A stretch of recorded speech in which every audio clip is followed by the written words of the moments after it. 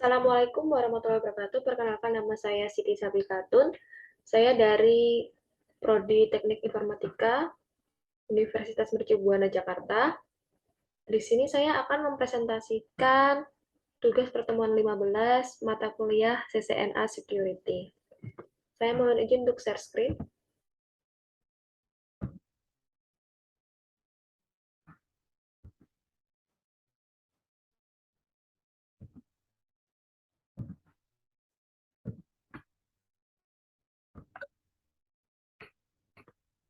Berikut tugas pertemuan 15 kebijakan keamanan jaringan dalam perusahaan ya.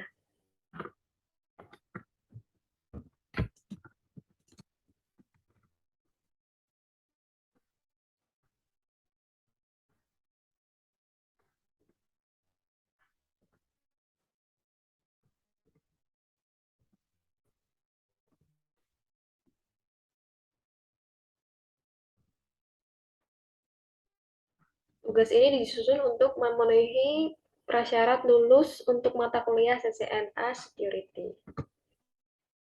Berikut dosen pengampunya yaitu Bapak Rushendra, Eskom MT, disusun oleh saya sendiri yaitu Siti Sabikatun dengan NIM 41519120049.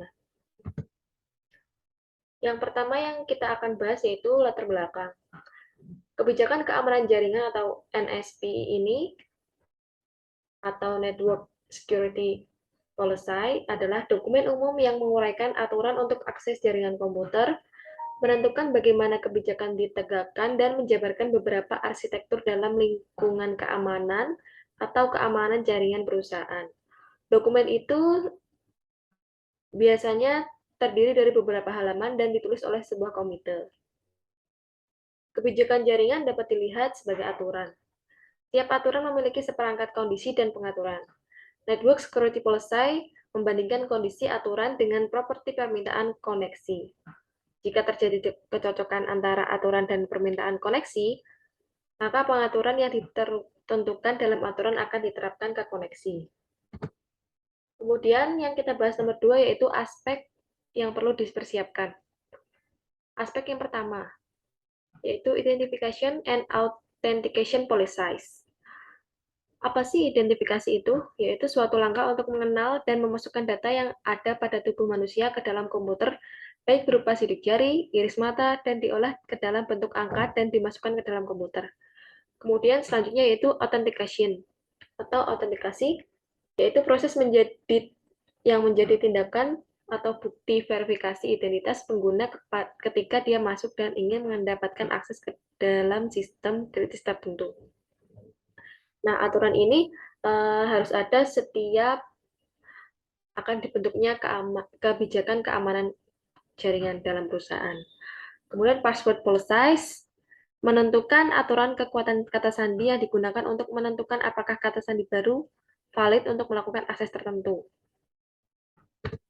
Kemudian aspek yang selanjutnya yaitu acceptable use policies atau kebijakan penggunaan yang dapat diterima atau AUP adalah dokumen yang dapat menguraikan aturan dan batasan yang harus diikuti karyawan terkait dengan jaringan, perangkat lunak, koneksi internet, dan perangkat perusahaan. Kemudian yang keempat yaitu remote access policies.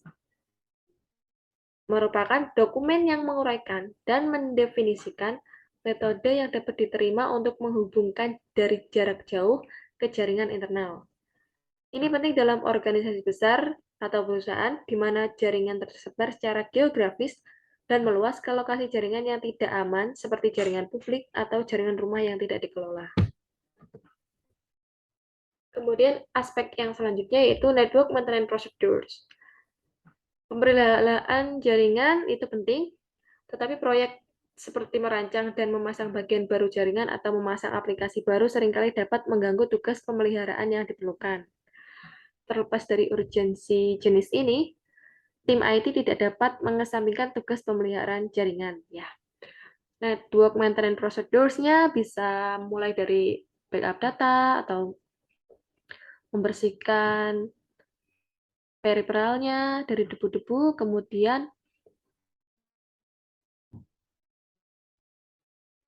membersihkan malware dari sebuah perangkat atau perangkat tertentu, Kemudian aspek yang selanjutnya atau aspek yang terakhir yaitu incident handling procedures.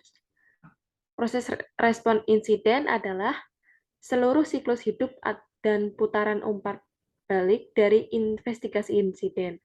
Sedangkan prosedur respon insiden adalah teknik khusus yang akan melibatkan tim IT dan tim perusahaan selama proses respon insiden. Nah, dalam insiden handling proses di sini, handling prosedur di sini, kita menerapkan ODA loop ya.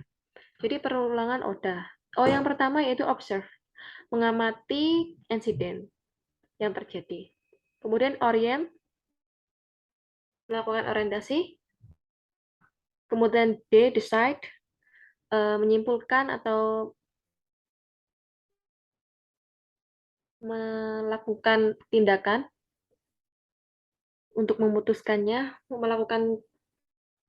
untuk melakukan tindakan apa untuk selanjutnya. Kemudian act itu adalah melakukan penanganan yang sesudah kita observe dan orient, kemudian decide ya. Jadi melakukan apa yang kita sudah rencanakan untuk merespon handling insiden. Kemudian 3, hal-hal penting apa yang perlu diperhatikan. Yang pertama yaitu kembangkan kebijakan keamanan jaringan berdasarkan persyaratan peraturan perusahaan. Kebijakan keamanan jaringan perusahaan mungkin mengikuti satu atau beberapa kerangka kerja kepatuhan karena persyaratan peraturan berlaku secara luas, spesifik industri, dan bervariasi menurut geografi. Kemudian poin yang kedua yaitu sertakan keamanan administratif, fisik, dan teknis di setiap kebijakan keamanan. Orang, proses, dan teknologi merupakan bagian internal dari keamanan. Perusahaan dengan departemen IT internal mungkin memiliki Chief Technical Officer, Network Service Manager, dan Cloud Specialist. Kemudian poin ketiga yaitu libatkan pimpinan perusahaan untuk meningkatkan dukungan kebijakan keamanan jaringan. Hindari menyerahkan persetujuan atas kebijakan atau kebijakan keamanan jaringan ke Departemen IT saja ya. Karena IT mencakup berbagai domain teknis kompleks yang mungkin sulit dipahami oleh pemilik dan C-suite IT dan MSP internal perlu menguasai seni ringkasan eksekutif. Kemudian poin yang keempat, undang personal manajemen yang tepat di seluruh unit bisnis individu ke dalam percakapan kebijakan keamanan jaringan perusahaan mempengaruhi setiap departemen di perusahaan. Jadi di perusahaan itu banyak departemen ya, misalkan departemen keuangan, departemen HR, departemen GA, departemen production, departemen IT ya. Itu untuk kita membahas ke semua departemen agar semua departemen itu tahu betapa pentingnya kebijakan keamanan jaringan dalam perusahaan. Kemudian poin kelima, tinjau kebijakan keamanan jaringan secara berkala. Titik akhir jaringan ada di cloud, di server, perangkat seluler, dan dimanapun teknologi terhubung dengan internet. Potensi untuk memperkenalkan perubahan itu tinggi. Jadi, minimal dalam 3 bulan sekali atau sebulan sekali ya diadakan peninjauan untuk keamanan jaringan tersebut ya. Kemudian poin nomor 6, berikan semua anggota tim implementasi perusahaan akses ke kebijakan keamanan jaringan. Setiap orang yang menerapkan kebijakan keamanan jaringan perusahaan harus membaca dari lembaran yang sama. Jadi semua itu harus mematuhi peraturan sesuai lembar yang sama yang disebarkan dalam kebijakan keamanan jaringan perusahaan. Kemudian, poin yang ketujuh yaitu hadirkan kebijakan keamanan jaringan yang dihadapi karyawan kepada setiap karyawan baru selama onboarding atau diadakannya pengenalan tentang kebijakan keamanan jaringan ketika karyawan baru itu direkrut atau dalam proses training. Kebijakan keamanan jaringan biasanya berupa buku dengan banyak bagian, termasuk bab yang disebut dengan kebijakan penggunaan yang dapat diterima atau AUP, yang sudah kita sebutkan di atas ya.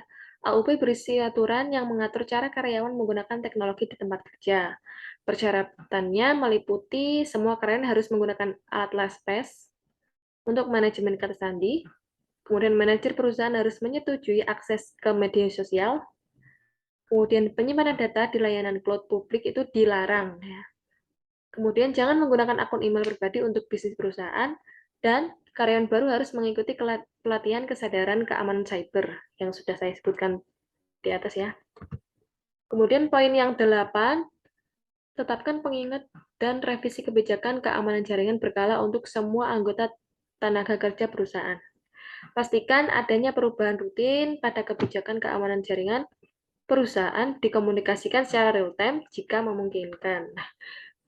Diadakan ada revisi kebijakan, itu harus seluruh bagian dari perusahaan atau departemennya tahu tentang revisi yang telah dibuat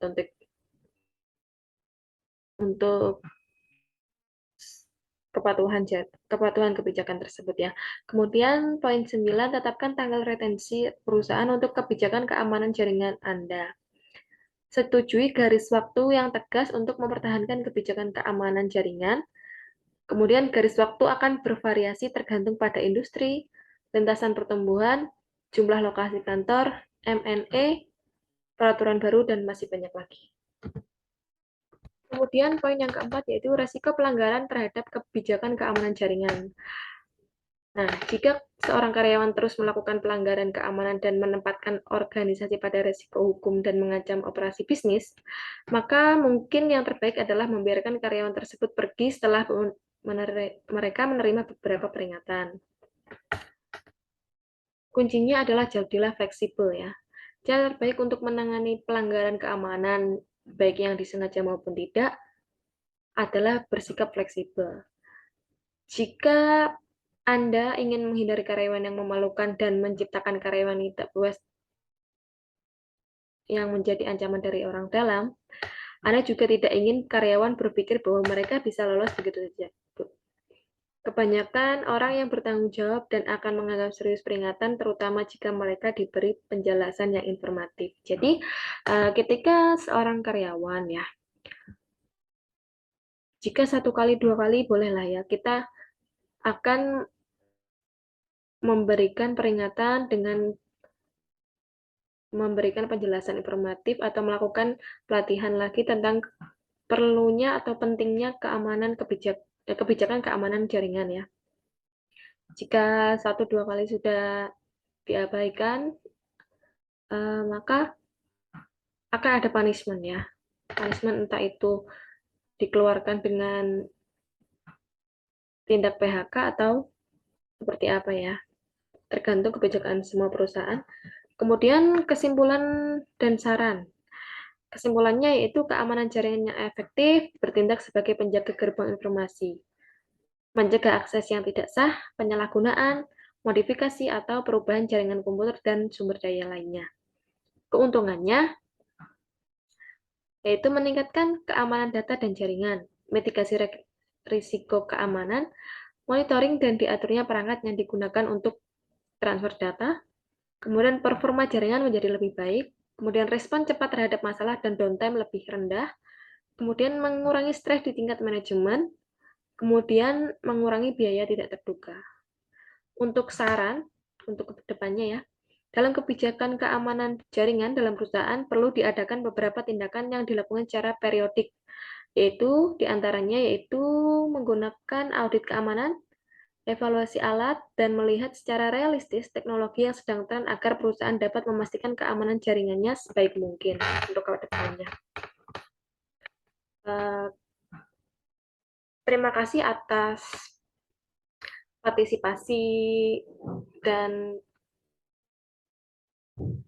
kesediaannya untuk mendengarkan presentasi dari saya. Terima kasih atas perhatian dan materinya untuk Bapak Rushendra S. Kom MT. Kurang lebihnya saya mohon maaf. Wassalamualaikum warahmatullahi wabarakatuh.